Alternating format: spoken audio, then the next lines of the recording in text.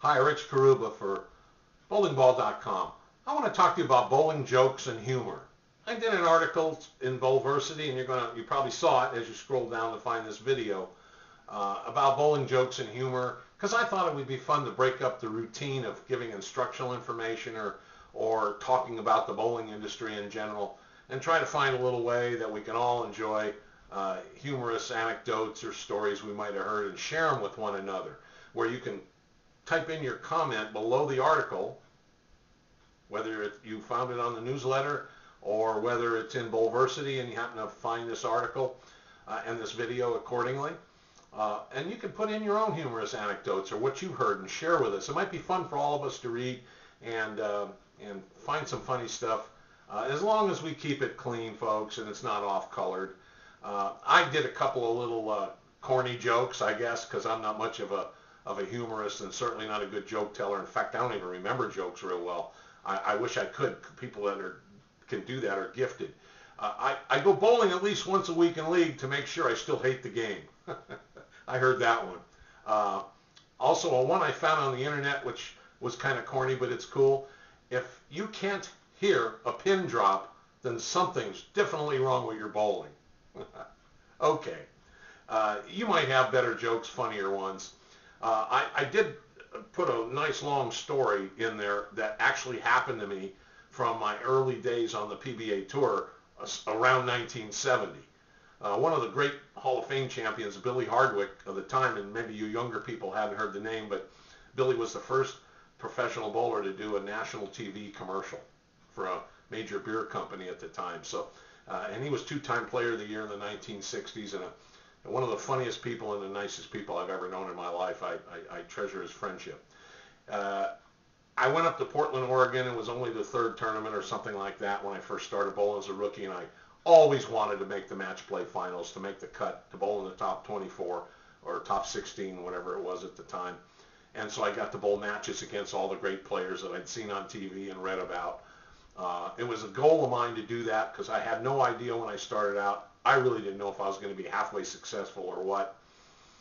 So I bowled, and I started out very well. I was on a leaderboard, actually leading the tournament or on the leaderboard for a couple of rounds. And then I was not bowling quite as well in my final round of qualifying. And when I got down to the last game, the estimated number that you had to have for score to make the finals was being passed by the bowling center, and I happened to get a glimpse of it. And I saw that I needed a mark in the 9th and 10th frame of the qualifying game to go around a stationary number and make the finals. Well, I got a strike in the 9th, and in the 10th I left a 10 pin. And, you know, being a right-handed player, terror struck me. I got to make a 10 pin to make the finals for the first time in my life. Everybody's back there watching because they want to see who gets the last spot in the finals and who doesn't. I missed it. I pulled it pretty badly. I got to be honest with you. I choked. I went to the bar right after I weighed in. I sat there by myself in the corner. I ordered a cold beverage. I was feeling pretty low. I don't want to share with you what I was calling my name secretly under my breath to myself. Billy Hardwick walks in. I hear him call my name. Rich. I turn around and I look.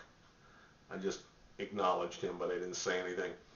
He sat down next to me, orders a couple beers, and he turned around and he said, look, I just want you to know that the same thing ironically happened to me in my rookie year. I was trying to make my first finals, just like you.